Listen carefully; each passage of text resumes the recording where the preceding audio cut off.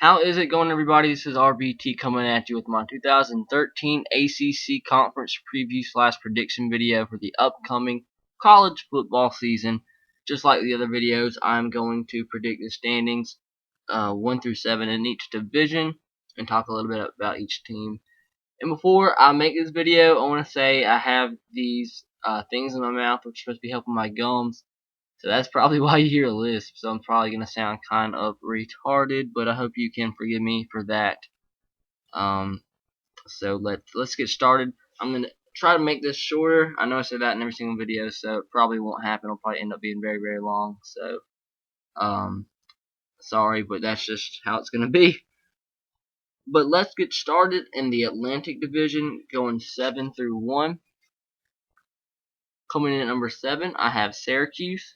6, NC State. 5, Maryland. 4, Wake Forest. 3, Boston College. 2, Clemson.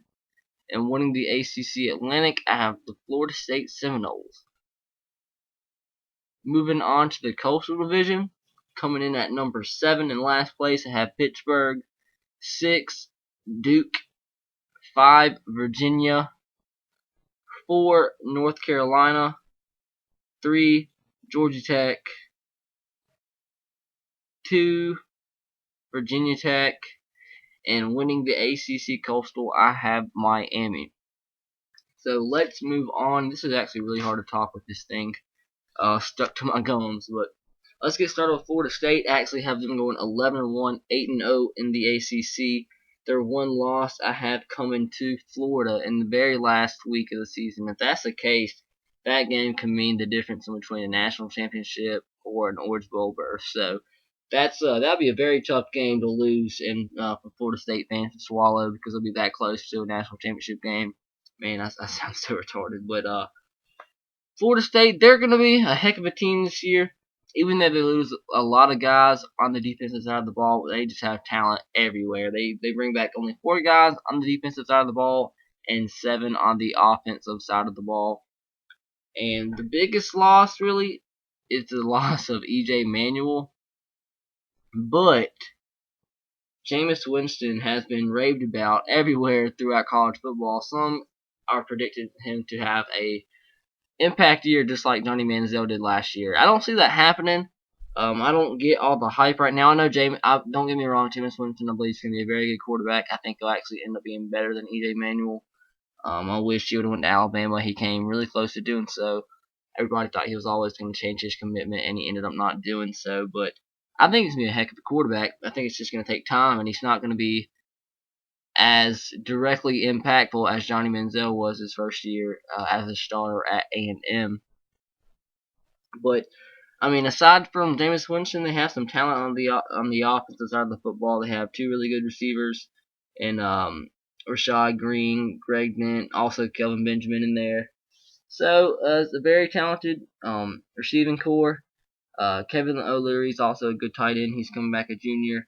And the offensive line this year, that's been the struggle of the team in the years past. And I believe this year they're going to be probably the best they've been in 3, 4, 5 years maybe there at Florida State. Also, Devontae Freeman, a pretty good running back there. He had starting behind Chris Thompson last year. Actually, split time between him and James Wilder. He had 695 yards rushing. James Wilder had 652 yards rushing.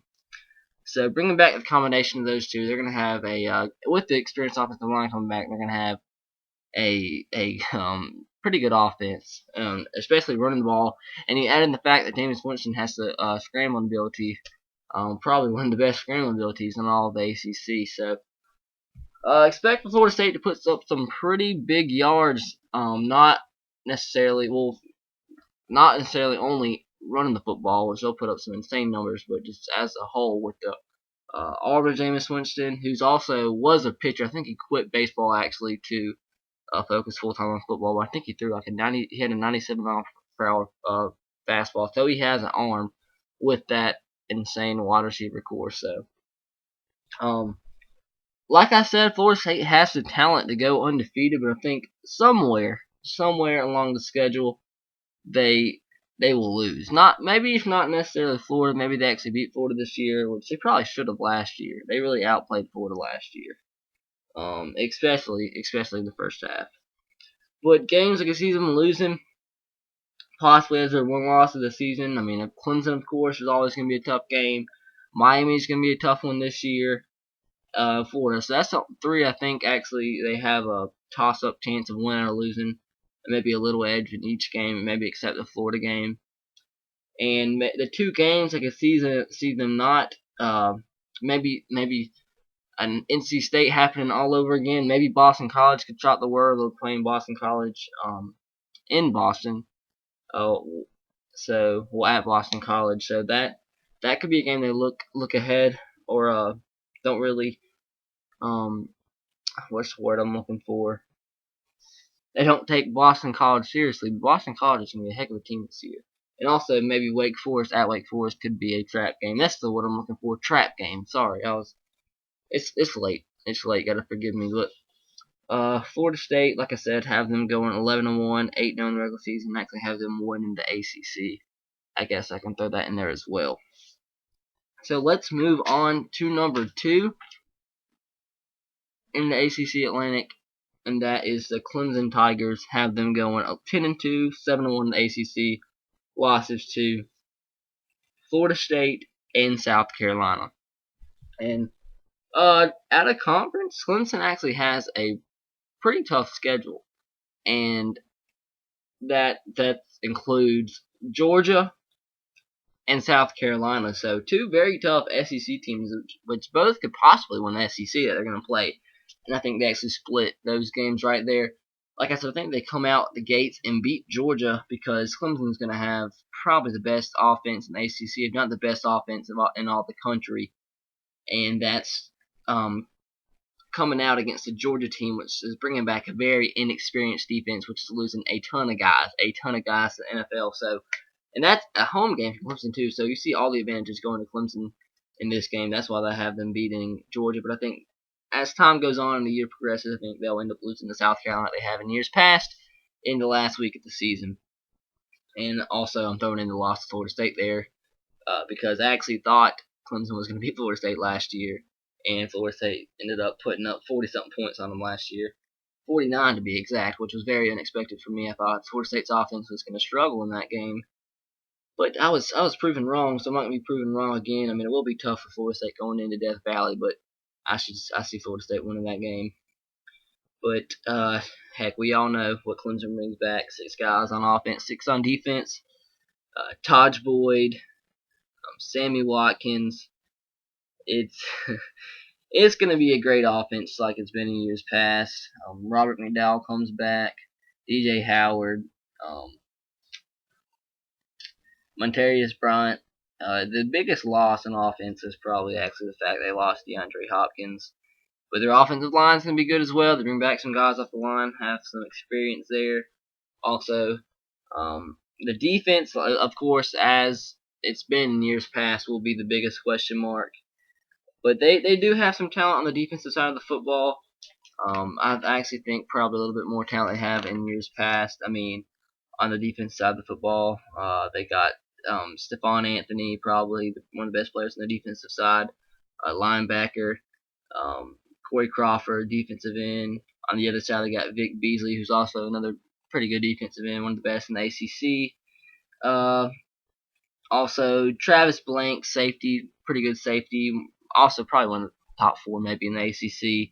Also, Spencer Shuey, very, very, very good linebacker as well. So they have some studs at each position really on the defense. So they have some pretty good talent this year. So if they have a better defense this year than in years past, which I definitely think it's a possibility that they could win. They have a chance at going undefeated. They really do. I mean, I think they have just as good a chance as Florida State does. But it's a little bit more tough for Florida State because they have the 2 SEC out of conference games, and I still see them splitting that. But there's always a chance. There always is. So, anyways, let's move on. Clemson got them going 10-2, 7-1 in the ACC. I gotta speed this up, man. I'm talking way too long. I've only talked for 2 teams, and This has 14 teams in the conference, and I already got through 10 minutes. So let's go with number 3, which is, I can go ahead and say my dark horse. I forgot to mention that at the beginning. I'm doing a dark horse for each conference, which has a definite possibility at shocking the world and winning the conference, and that is Boston College at number 3. And you guys are probably like, this guy is an idiot. Boston College with a chance to win the ACC. Yes, it's a it's a long shot. That's why they call it a dark horse. But it would shock the world, but it wouldn't necessarily completely shock me because Boston College is so underrated, so off the radar. But they bring back a pretty good team with a new, really good head coach. With that being Steve Adazio, who's coming over from Temple, who runs the Florida type offense. And I mean, they have some talent. They have a ton of experience coming back. I think they have the most returning starters in all of the ACC. I could be wrong on that. But they had bring back 8 guys in offense, including their quarterback, Chase Reddick. Their running back, Andre Williams, who was pretty good last year, had over 600 yards rushing. Bring back their top 4 receivers, and Alex Amidon, Jonathan Coleman, Bobby Swigert, and Spitty Evans. They're all coming back, along with is their tight end coming back? No, he is not. I'm trying to read my notes here. But they also have some good guys on the defense side of the football. Probably their best defensive player is Kevin Pierre-Louis, the senior, coming back. Boston College always known to have that great linebacker somewhere on their team, and he's the one definitely. Their standouts on the defense side of the football for Boston College. Steve DeVito, the other linebacker. It's going to be a good linebacking core for Boston College. They did uncharacteristically struggle on defense last year, and that I don't think will be the case with all the returning starters. Just an inexperienced group last year. Let's see, not really nobody else that really stands out to me on that defense. But all in all, a bunch of good, solid players, experienced now, so their defense should be a lot better. And I really do see them winning. I haven't even said their record yet. Sorry it took so long. Have them going 8-4, 5-3 in the ACC.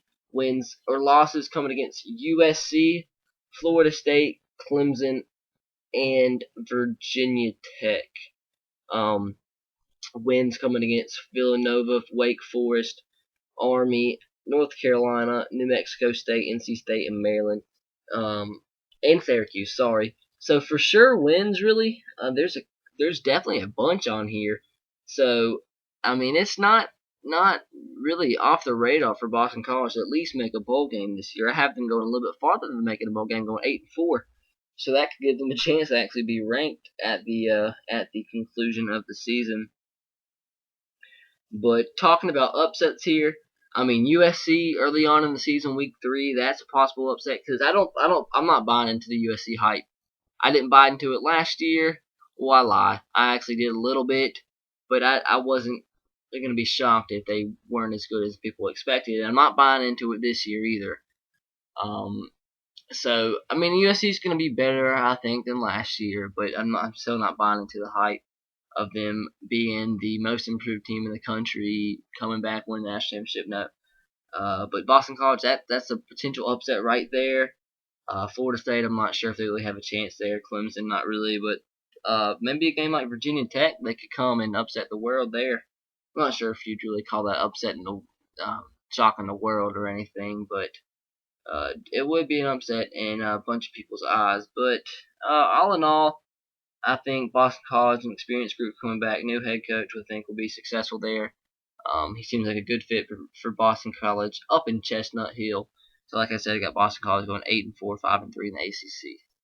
Moving on to number 4 is another team that might be a little bit higher than some expect, and that is the Wake Forest Demon Deacons, whose head coach is one of my favorite in all of football because he's done so much with this program, and people don't understand how hard it is to win at this program because they have limited resources in a state which they're not the biggest institution. They only have an enrollment of 4,476 students, which is 122nd out of 126 teams in FBS football.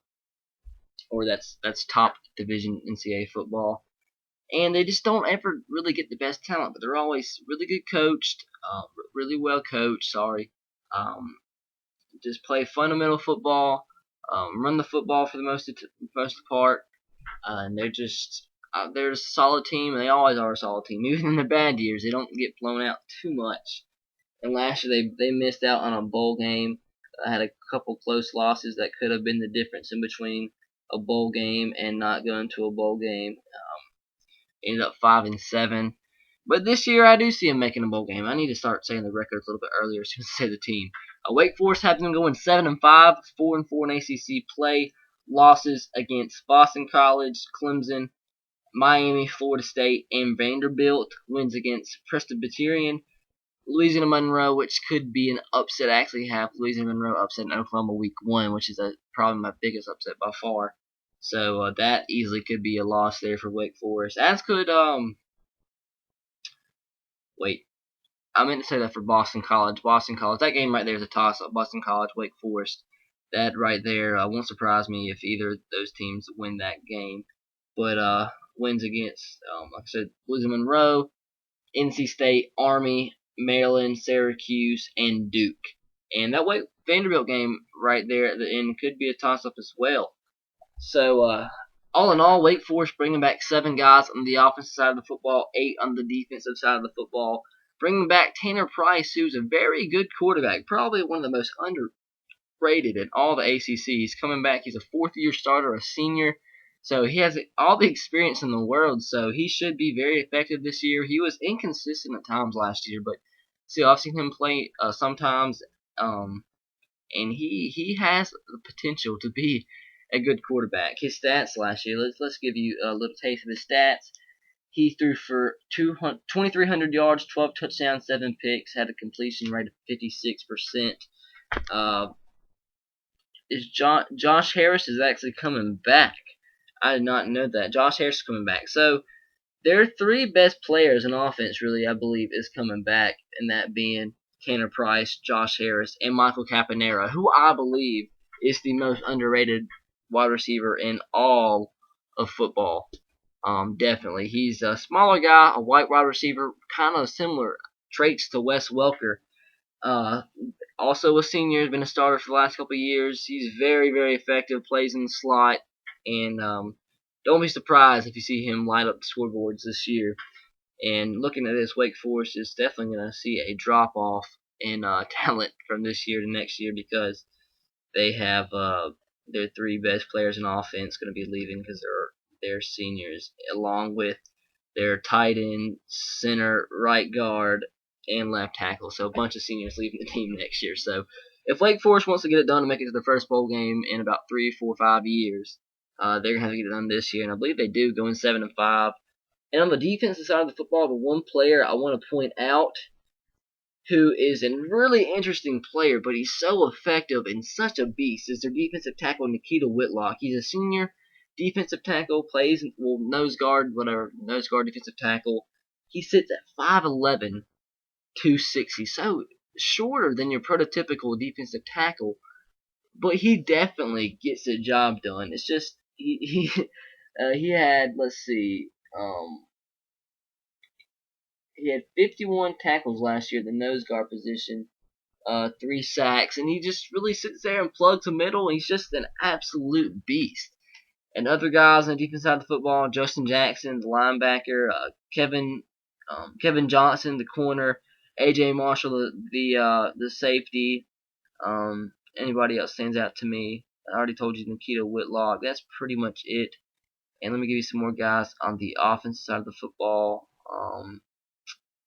Who all did I point out to you? Tanner Price, Michael Caponero, and Josh Harris. Okay, yeah, I did pretty much give you the scoop there. But a senior-led offensive line, they have 3 to 5 guys on the O-line are seniors, so in the experience there, experience in the defense. All 3 starters on the D-line are seniors. Good players all in the back 7. So Wake Forest in for a pretty good year, I believe so. So Wake Forest got them 7-5, 4-4 in the ACC, And if I had to have co-dark horses here, it would be Boston College and Wake Forest, one of the two, because I think that's going to be a big toss-up game. That's actually in week 2, so that's really early in the season. So that's going to be a game that I'm actually going to be very, very much in tune to. So let's move on to my number 5 team in the conference, and that is the Maryland Terrapins. I have them going 5-7, 2-6 in ACC play the last year in the ACC before they moved to the Big Ten next year. Have them losing to West Virginia, Florida State, Virginia, Wake Forest, Clemson, Virginia Tech, and Boston College. That means I'm giving them W's to FIU, Old Dominion, Connecticut, Syracuse, and NC State. And all of those games are pretty tough. I don't see a gimme game at all on that schedule. FIU's been tough the last couple of years.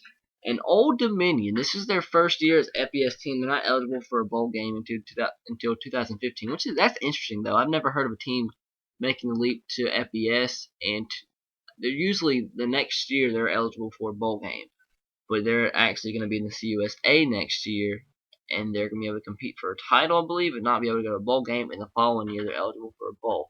This year, they're considered an independent. They play a very easy schedule, Old Dominion knows, but they have a heck of a team. They really do.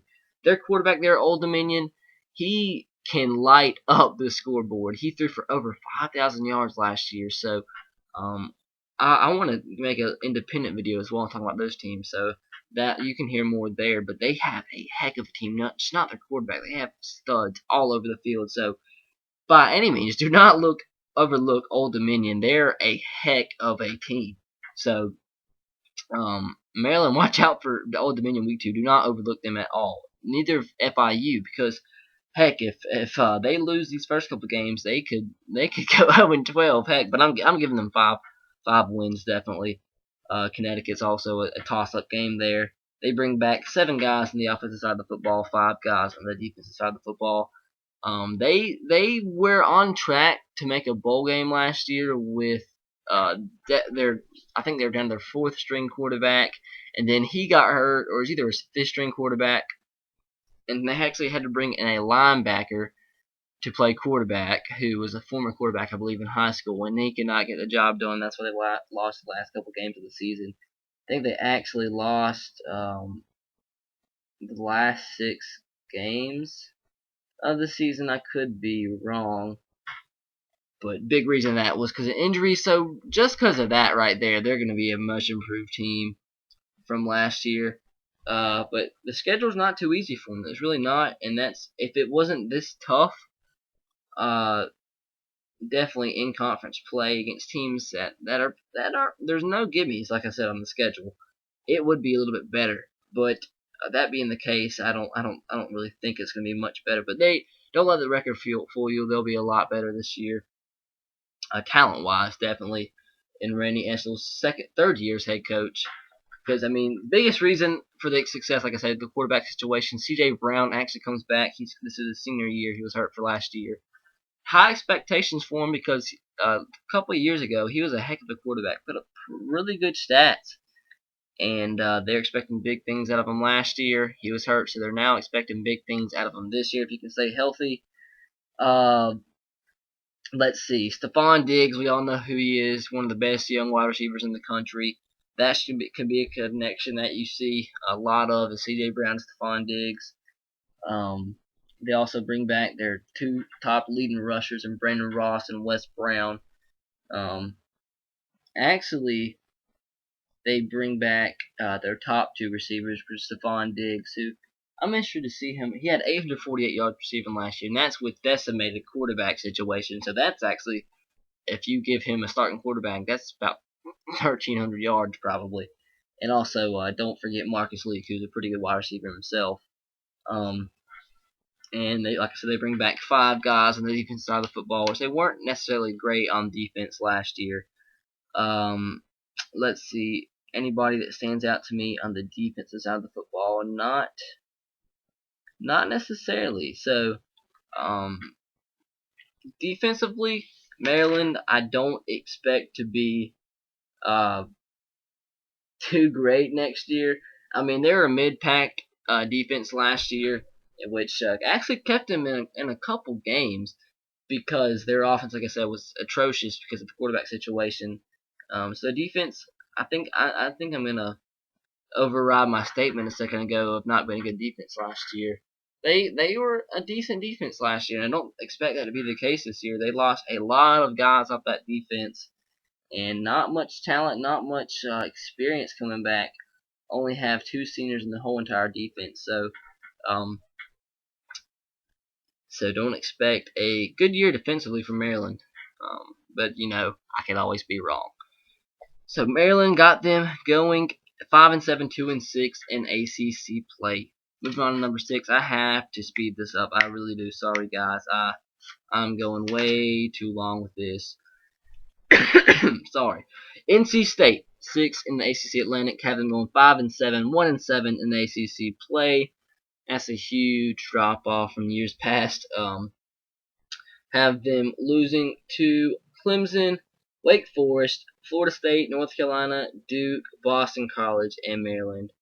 And just like the other Maryland I was talking about, they have a couple out of conference games which could be potential upsets. East Carolina, Central Michigan, Louisiana Tech. Wouldn't surprise me if they were upset by one of those teams, but it's going to be tough for Dave Doran in his first year. He is the head coach coming over from Northern Illinois. Actually led them to a bowl game last year. Kind of left a bitter taste in my mouth because he didn't stay for the Orange Bowl. I'm not sure how much that really can impact the outcome of that Orange Bowl, because we all know Northern Illinois got beat pretty handily by Florida State. But he's a good head coach. He really is. If that's the case, Northern Illinois would not have been the team that they have been in the last couple of years. So they did get an upgrade, I believe. I mean, Tom O'Brien, his time was pretty much up there at North Carolina State. He that didn't really make sense to me though, the firing of Tom O'Brien, because North Carolina State, your expectations aren't too high. So why are you firing a guy for a 7-6 season and a bowl berth? So that kind of confused me a little bit. But he's stepping into, like I said, a kind of tough situation. Only bring back 10 starters. Total 5 on each side of the football, losing their starting quarterback Mike Glennon to the NFL, losing their top wide receiver from a year ago, and Quentin Payton. Also losing another couple guys in the receiving corps. They bring back their top rusher though, in Shadrick Thornton, who ran for over 700 yards last year, and the second string running back with Thomas Creasy, who ran for 512 yards last year. And they actually have a quite young offensive line that I'm looking at right now. And their defense, quite the same. Quite a pretty young defense all around. And I can't say I know too much about Pete Thomas because I have not been able to see him play. I don't even see any stats in here for him. I could be overlooking it, but I do not see any stats from Pete Thomas. So I honestly have no clue what to expect from the guy. But as a whole, NC State, nothing too good about this team. Honestly, I'm not trying to hate. There's just nothing that shows me that they could be a team to upset a couple teams. It's just nothing really there for NC State this year. Nothing sexy about them. Best player on defense, looking at their defense coming back, probably Tom McGill, Thomas Steele. They have a couple good tackles in the middle. On offense, the tight ends, probably one of the best in ACC actually. Asa Watson. He probably is their best player on offense, and that's probably gonna be this is gonna be a rebuilding year for NC State. Give Dave Doran a couple years, and NC State will be back to their making a bowl game every few years, or probably every year. But just give them time. They lost too much talent, but they'll be back. Not to include they lost their best corner in the last probably 10 years in David Amerson last year. But let's move on to Syracuse, coming in at number 7. Have them losing, going 3-9, 1-7 in ACC play. Have them losing to Penn State, Northwestern, Clemson, NC State, Georgia Tech, Wake Forest, Maryland, Florida State, and Boston College. have them beating Wagner, Tulane, and Pitt. And that Pitt game, we all know, can be a back and forth game. They actually got the victory last year, 14-13 over Pitt. But much like NC State, I think this is going to be a rebuilding year for Syracuse, bringing in head coach Scott Schaefer. As we all know, Syracuse head coach went to the Bills to take over the head coaching job. I could be wrong there. Was it the Bills? I believe it was the Bills. We all know they have to replace Ryan Nassib, bring back 12 starters, 6 on each side of the football. But Ryan Nassib was one of the biggest reasons that they played well the last couple of years.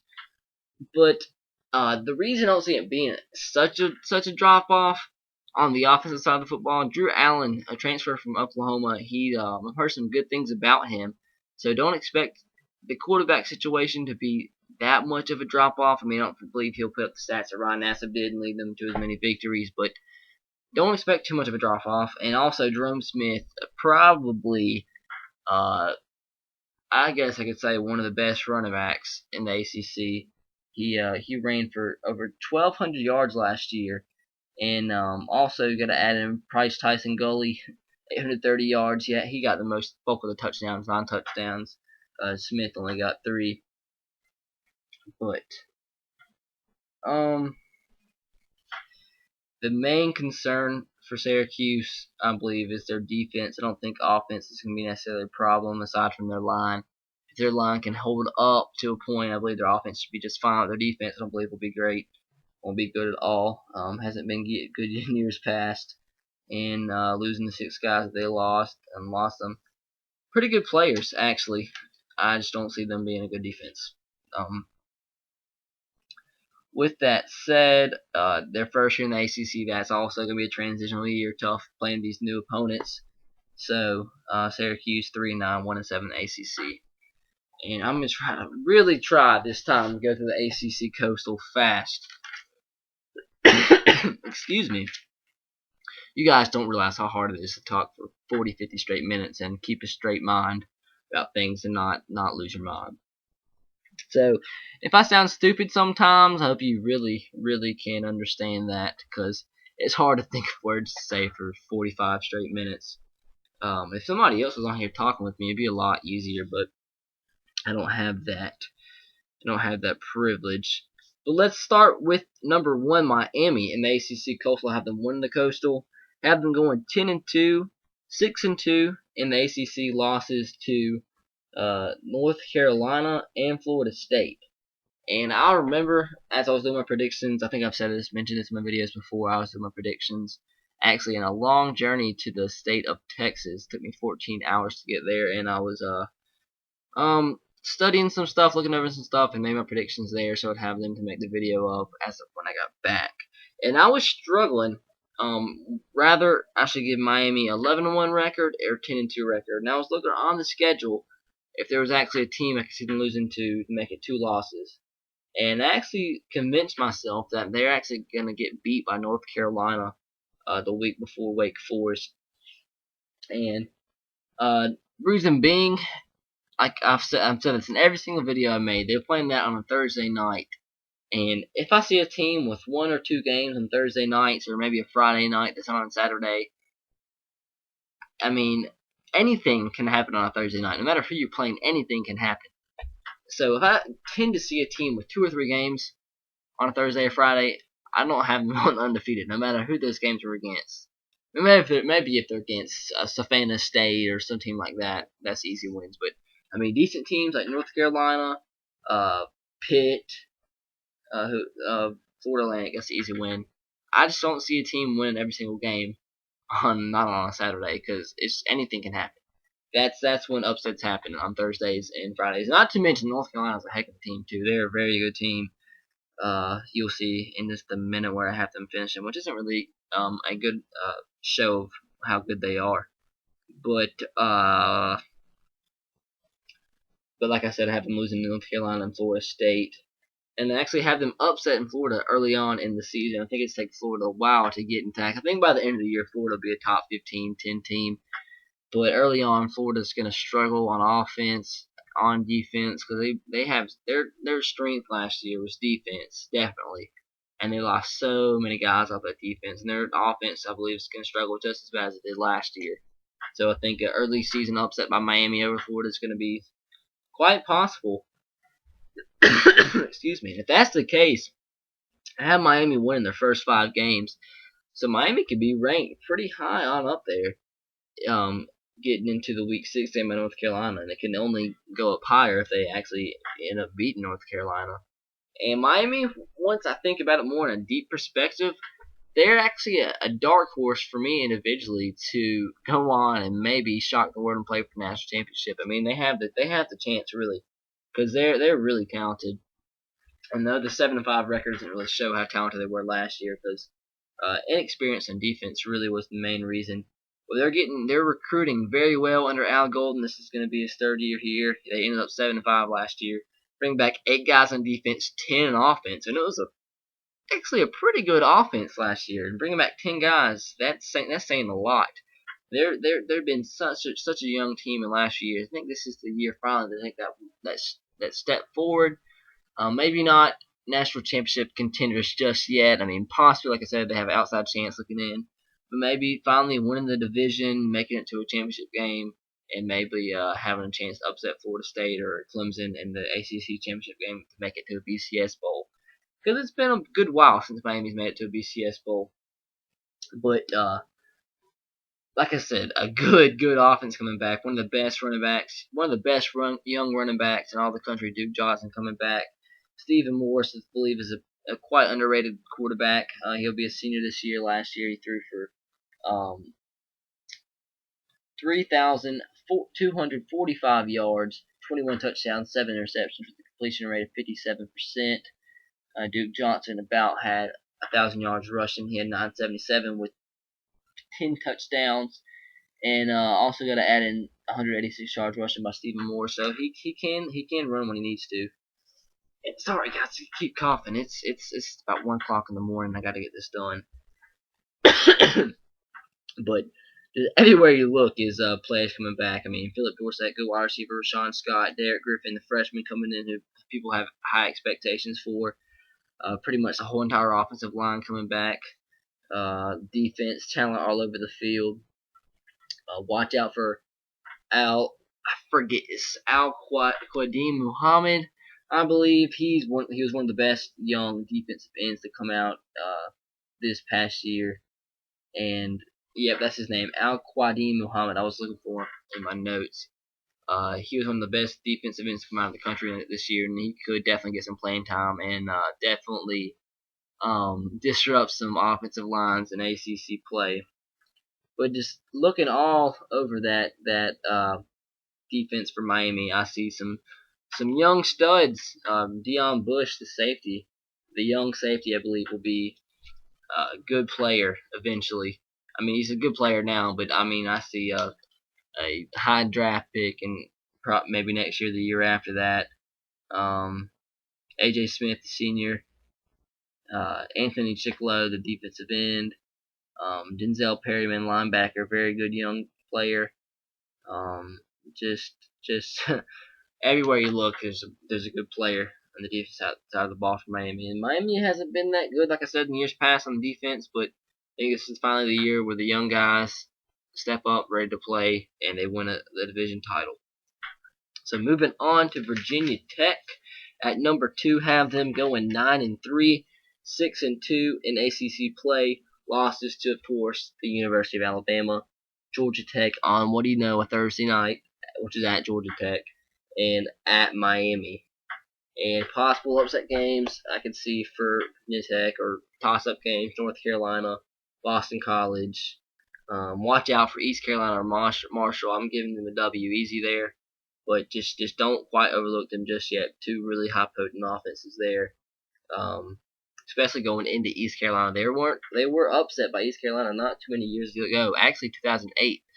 You got to remember the block punt by East Carolina gave them the victory. And this game's at East Carolina. East Carolina has one of the best home field advantages out of all the non-BCS teams. They always have a packed stadium. I don't know how.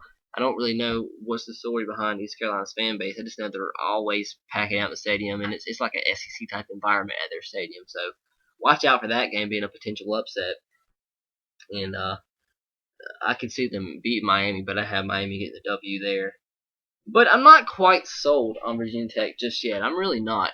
I see people, magazines, online sites, ESPN guys saying Virginia Tech can be one of the most improved teams in the country from a year ago.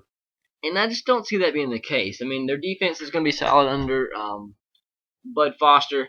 Bud Foster, one of the best D coordinators in all the whole uh, world, I guess you could say. Frank Beamer, I think it's a couple of years down the line before Frank Beamer retires. I mean, he's a heck of a coach, but I think his time is slowly but surely running out at Virginia Tech.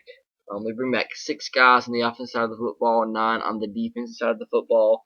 But like I was saying, I don't see them being much improved from last year. I really don't. I know giving them 2 more wins than they had a year ago. But that's not really saying too much. I mean, I just don't see their offense being as effective as it needs to be to win another 10 games, 11 games. Their defense, like I said, will be solid. I did say that a second ago. Pretty good players, 2 very, very good corners.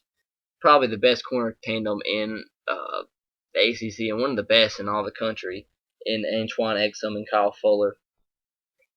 James Gale, good defensive end. J.R. Collins as well. Derek Hopkins on the inside as well as Luther Maddie. Logan Thomas. Let's talk about Logan Thomas for a second here. He has all the talent in the world. I guess you can say raw talent. He's big, physical. He can run the football. The only quarterback I've ever seen that can get 5, 6, 7, 8, maybe even first down on a quarterback sneak. That was ridiculous. Has a strong arm, but he is so inaccurate, so inconsistent. I'm gonna bet his quarterback completion percentage was below 55%. What did I tell you? 51%. I mean, if he can improve his accuracy and be accurate, he can be a heck of a quarterback. And sometimes in the last couple of years, he's been a heck of a quarterback. It's just if he finds that consistency, he'll be there. But if not, they could be in for another 7-6 type season, maybe 6-6 type season, whatever. I don't know too much about the running back coming back, Trey Edmonds. We'll have to see. He's a redshirt freshman. Michael Holmes, I know, is a decent running back. J.C. Coleman as well. The only wide receiver they have coming back with much experience and playing time is DJ Coles.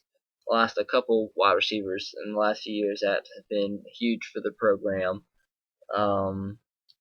Their offensive line has been a struggle last few years, but they have experience now. They're experienced. They should be a good O-line. David Wang, one of my favorite guards in all of football. Andrew Miller Sr., center senior coming back. Brent Benedict, Lawrence Gibson, Mark Sherman the tackle. So all in all, a decent O-line. So they should run the ball a little bit better than they did last year, even though they lost a couple guys. One of my favorite players, for some reason, I don't know why, from Virginia Tech in the last few years was Darrell Roberts. I really don't know why, but he actually left last year.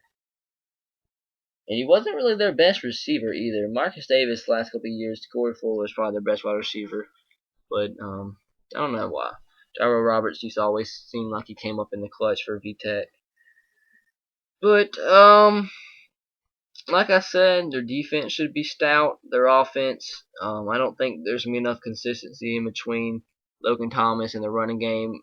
One or the other might take off in a game here or there, but I just don't see it. I don't see their offense being good enough as a whole to win the ACC or the ACC Coastal. To be honest with you, so VTech got them going 9-3, 6-2 in the ACC. This video might even go an hour. I'm gonna hate myself for that. Sorry guys, I really am. Let's go with Georgia Tech, number 3 in the ACC Coastal. Have them going 8-4, 6-2 in conference play. I got them losing to Miami, BYU, Clemson, and Georgia. And Georgia Tech's got a pretty tough schedule. If you take away their two FCS teams, their other two out of conference games are as tough as they get. Playing at BYU and home against Georgia. That's two losses right there. And that's a tough 4-week stretch for Georgia Tech right there. They got North Carolina, Virginia Tech, Miami, and BYU, and the two latter away from home. So if I'm a Georgia Tech fan, that 4-game span, if we win 2 out of 4, I'd be happy, and that's what I have them doing. So beating North Carolina, Tech, and losing to Miami and BYU. The next 2 games, Syracuse, Virginia. Virginia's going to be better this year. Don't count out Virginia. I'll talk about them in just a little bit. They're going to be tough. Don't be surprised if you see Virginia pull a couple upsets this year.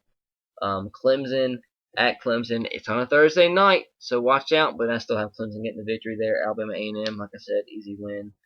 And Duke early on in the season should be an easy win. So I got them improving from last year's 7-7 record and have them going 8-4. Bring back 7 guys off the offense, 8 on defense. Defense was their biggest struggle last year, but experience coming back should serve well for Paul Johnson's defense. Their offense should be good. It should. Biggest reason they bring back David Sims, Robert Godhigh, Badleys, I believe. He had some time last year playing. Tevin Washington, the starting quarterback from last year, got banged up a couple times last year. Badly got some playing time and looked pretty good. But we'll have to see how he does as the start of the whole year.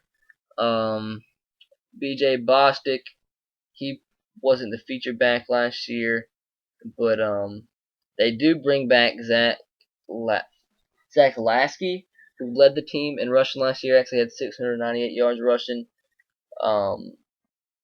Tevin Washington, his quarterback, he's gone. We all know that. As is Orrin Smith, who was actually committed to Alabama at one time, and he ended up transferring, or I think he ended up either transferring or decommitting and going to Georgia Tech, and that turned out to be a pretty good decision for him. So congratulations to you, Orrin Smith. I believe he's with an NFL team right now. I'm not quite sure.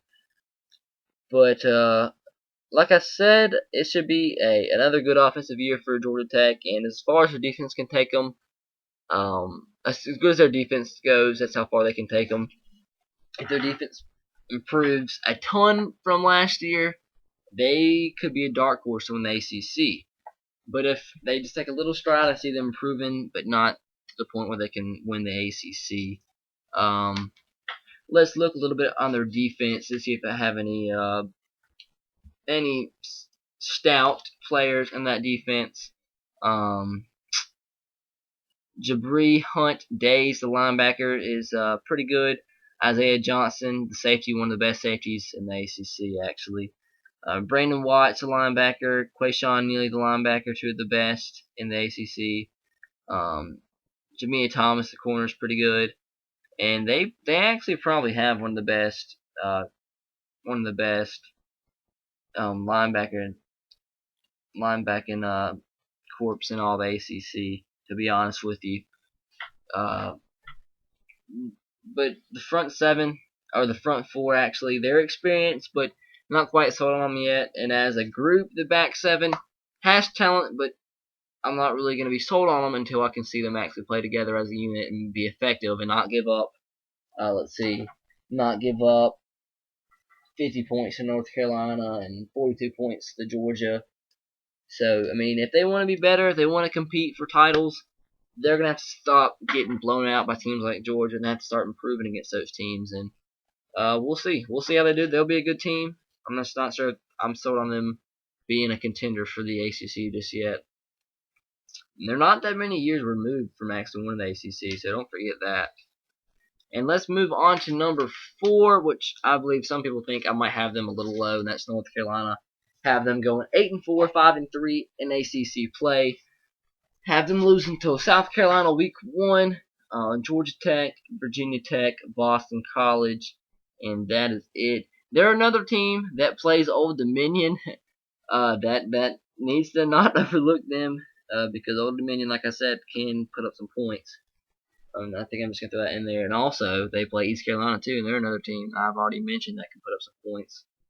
but wins coming up against Middle Tennessee, East Carolina, Miami, which Thursday night, like I said, that's going to be a toughie, but I think that's one of the games Miami ends up slipping on and losing. NC State, Virginia, Pitt, and Duke. So I have them staying, or not improving, not what's the word? Not disproving. Dang, I'm an idiot. Not seeing them changing at all from their record last year, 8-4. They bring back 6 guys on the offensive side of the football, 7 guys on the defensive side of the football. They're finally bowl eligible this year, first year under Larry Fedora that they're bowl eligible. So he did pretty well with them his first year. Did get upset by Wake Forest week 2, but don't take away Wake Forest is a good team, like I said. They do bring back Bryn Renner, who is probably the biggest returning, most important returning player in their offense. Good receivers there. Quinshon Davis, T.J. Thorpe, Sean Tapley. They did lose Giovanni Bernard, so we're going to have to see how A.J. Blue and Ramar Morris can play as the featured backs. We're going to see who actually wins the starting job there. Quinshon Davis, probably the best wide receiver coming back. The biggest question mark for me on the offensive side of the football is how well their running game can be, because not only did they lose Giovanni Bernard, they have a young offensive line. I don't think it's going to be a question that they can sling the ball, but the question is if they can pass protect and run the ball. If their offensive line is good, they can take them very, very far, but it can just do the opposite as well, just as easily. And defensively, they should be okay. North Carolina they recruit actually pretty well, probably better than a lot of people think they do. Butch Davis was a very, very good recruiter, and it's a shame that he got forced out of there the way that he did because of that scandal or whatever. But looking at the defensive side of the football, probably the best player. Let's say Kareem Martin, defensive end, probably one of the best ends in the whole entire conference. Trey Boston, great safety. Probably one of the most underrated safeties, I would say, in the ACC. Tim Scott, a good corner.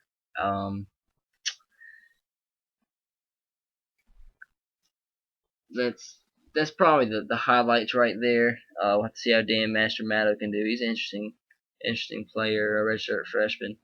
But anyways, North Carolina, biggest question marks is the O-line, if they can pass protect, run block with the new running backs, new featured back. So that's they're not gonna have Giovanni Bernard back there anymore to make up for their failures. So moving on to number 5 in Virginia.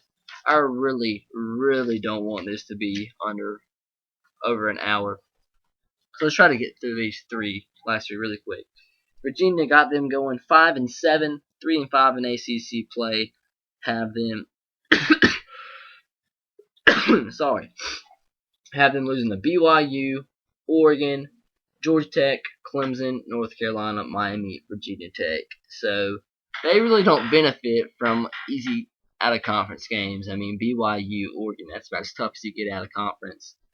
That's two tough opponents to start the year. BMI, easy win. Pittsburgh, toss-up. Ball State, easy win. Maryland, toss-up. Duke, should be an easy win. But don't count them out. And the last 5 games, I don't really see them. They might pull. I say if I'm a Virginia fan, I'd be happy to win 1 out of the last 5. That would bring me to a bowl game. I'd be ecstatic if I'd win 2 out of those last 5. That's tough. That's a tough 5-game stretch in the year. Georgia Tech, Clemson, North Carolina, Miami, Virginia. But if they lose 1 out of BMI, Pitt, Ball State, Maryland, Duke, 5 games prior to that, I'd be feeling like I'm in a little bit of trouble to make a bowl game this year, because Virginia fans are dying to get to a bowl game. It's been a while. I'm not sure the exact years, but I know it's for a fact it's been a while since they made a bowl game. I went 4-8 last year, so I believe they're going to improve at least by a game, maybe more. if I'm a Virginia fan, if I get let's say two wins out of BYU, Oregon, Georgia Tech, Clemson, North Carolina, Miami, Virginia Tech, I'll be ecstatic as I can be. If I get one, I'd be happy, but two, I would be really happy. But let's talk a little bit about Virginia. Bring back 9 guys on offense, 7 on defense. They lose Phillip Sims. He ended up I think he got kicked off the team or suspended for the year. I'm not real sure. But David he's not a bad replacement. He's a pretty good quarterback. He he played a little bit actually last year. Um, I don't see his stats on here, but he was impressive in the spring game, and he did battle Phillip Sims for his job actually. Kevin Parks, good running back, actually quite underrated. Tim Smith, Dominique Terrell, Darius Jennings, that's a pretty good wide receiver core there. Experienced offensive line with 3 seniors coming back, and experienced defense as well. Front 7, front 3 actually with 2 seniors. Uh, front 4 with 2 seniors. Sorry, they run the 4-3 there at Virginia under Mike London. Junior led back 7. Man, they're gonna give Virginia a year. I didn't really notice this. Give Virginia a year. They bring back the big their offensive line can hold up next year. Virginia could be a contender next year. They could be a dark horse next year because they have some good recruits already signed for this year. They had a decent class this past year, and bringing back all these guys from the defense last year or this year, bringing them back next year. Sorry, and the talent they have coming back on offense, they could be a good team. The biggest loss they'll have this next year is Jake Snyder. Probably he's a heck of a D end, but that's pretty much it for Virginia. Because I'm trying to hurry up here. So hope you enjoyed that, Virginia fans. I gave your team some credit there. Moving on to 6, which is the Duke Blue Devils. Have them going 5-7. Give me just a second. Okay, I messed up. It's number 6. Let's try that again. Number 6. I have the Pitt Panthers going 4-8, 1-7 in ACC play. Have them losing to Florida, Virginia, Virginia Tech, Georgia Tech, Notre Dame, North Carolina, Syracuse, and Miami. So not an easy schedule there for Pitt. And once again, another team that plays Old Dominion. Watch out. I very easily could see them beating a team like Pittsburgh. Definitely. Wins against New Mexico. Have them beating Old Dominion and Navy. And that Navy game isn't an easy one either. So for Pitt, the only for sure no doubter win on the schedule is New Mexico, and that's it. That's it completely. I'm not really sold at all on Pitt this year. Paul Chryst, he did a heck of a job with the talent that he had last year. Ended up bringing them to a bowl game. They ended up losing the bowl game. He didn't look to be a good year coming up for Pitt, as they ended up getting beat by Youngstown State in week 1. For some reason, that sticks in my mind. I always remember that when I talk about Pitt. They lost by 2 touchdowns to Youngstown State, and they got beat the following week by Cincinnati, just crushed. And they ended up battling with Louisville and ended up winning their last couple games, and fought quite hard with Notre Dame. They brought Notre Dame to multiple overtimes. That would have been the upset of the year probably in college football. But it has proven out that Notre Dame wasn't really as good as they were. The record showing Roll Tide to that one. But all in all, Pitt brings back 5 guys on offense, 8 on defense. They're finally going to see how it is to play offense without Tino Sincerius starting quarterback. Some Pitt fans are praising that fact. Some are not so much, because he wasn't as bad as a running back or bad as a quarterback as some people thought he was. He was bad at times, but sometimes he actually played very well. He improved as the season went on, definitely. Biggest loss aside from him is Ray Graham. Russell Shell is gone as well. They didn't grant they granted his release, and he left the team, and he wanted to come back. My ears just popped. What in God's name? He wanted to come back, and they didn't let him to. It's still unknown where Russell Shell is going to end up going, but We're going to have to see how Isaac Bennett can do. Look at the stats real quick. He didn't play much last year, 150 yards rushing. So we know Pitt's always lived on the run, and that's how it's going to be under Paul Chris as well, coming from Wisconsin. That's how it was last year as well. So no surprise there. Sorry. Biggest offensive weapon for Pitt, I would have to say, is Devin Street, the senior wide receiver. Tyler Boyd, I've heard some good things about him, the incoming freshman wide receiver. See how he plays. But I'm questioning Pitt's offensive ability this year because new quarterback, redshirt freshman Chad Voyk, Isaac Bennett, who hasn't played much in the past, but like I said, Pitt always has a good running back. So if their offensive line can play all right, which could be a struggle because they have two young guys at tackle. Inside guys, they're young. The inside guys are the most experienced guys, and the outside guys are the two young guys. But if they I don't know. I don't see them being able to have a very effective offense this year. The defense should be all right. The defense should be pretty good. They have some talent returning from that defense last year, because Pitt always has some talented players on defense. Sorry, always have that good running back and always have a quite good defense there at Pitt. Standing out some Pitt, definitely their tackle Aaron Donald, playing in the inside there. Todd Thomas, the linebacker, probably the best linebacker on the team. Let's see. Tyrone Ezell, another nose tackle that plays on the inside that's quite well. Shane Gordon, the senior middle linebacker, is pretty good.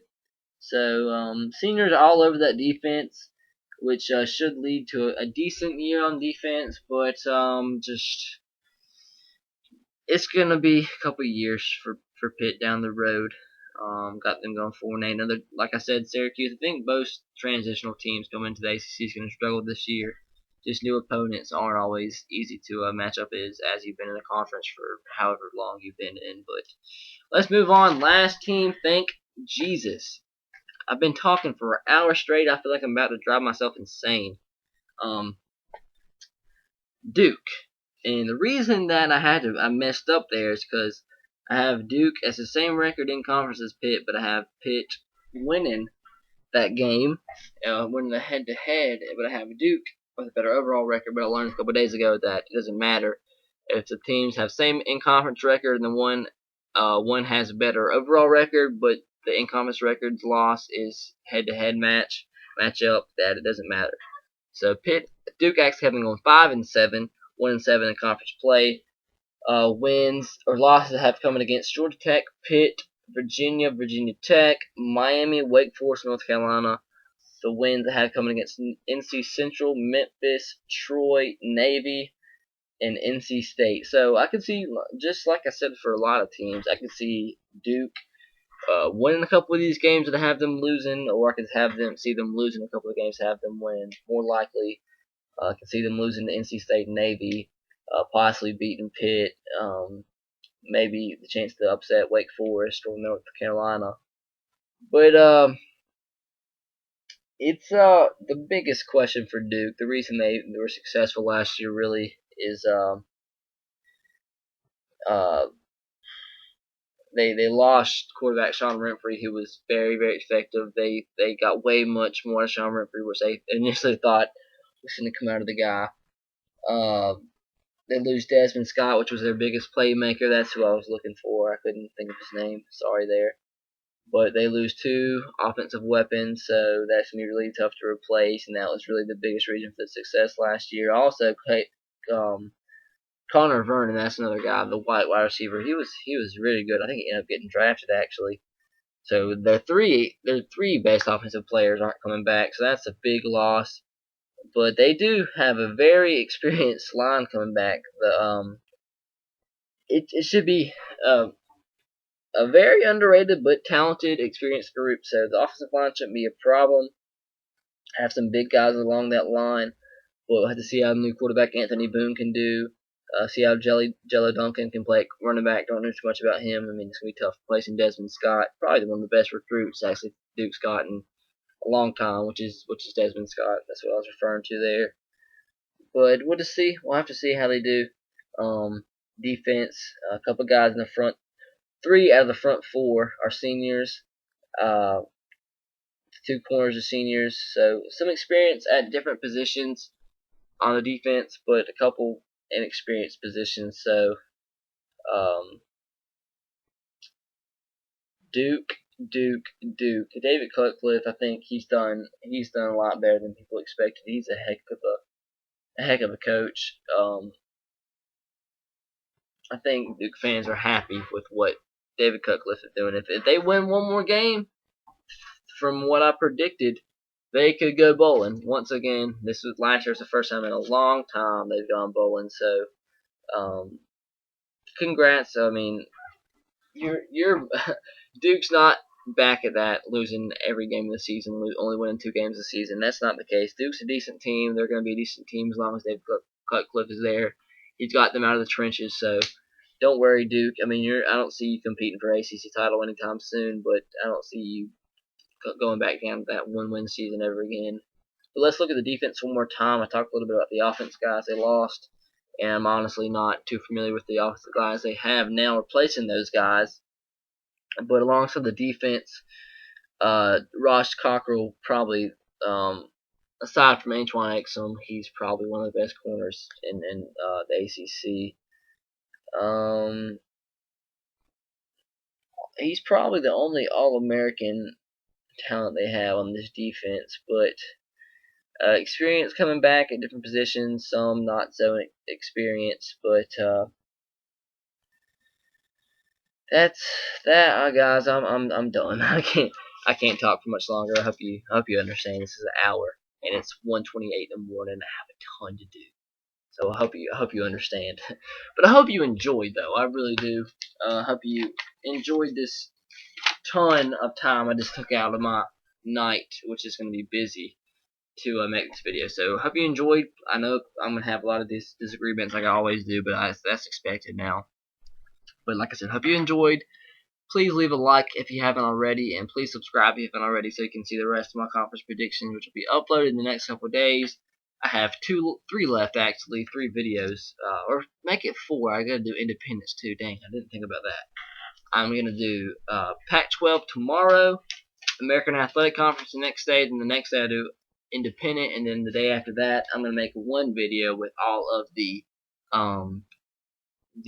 non-conference, non-BCS conference predictions, but that's gonna be just standings only. Not gonna go into detail too much with those teams. But catch you guys later. Roll Tide, go Sox, go Titans to you. Have a great day, and I will see you later. Please subscribe.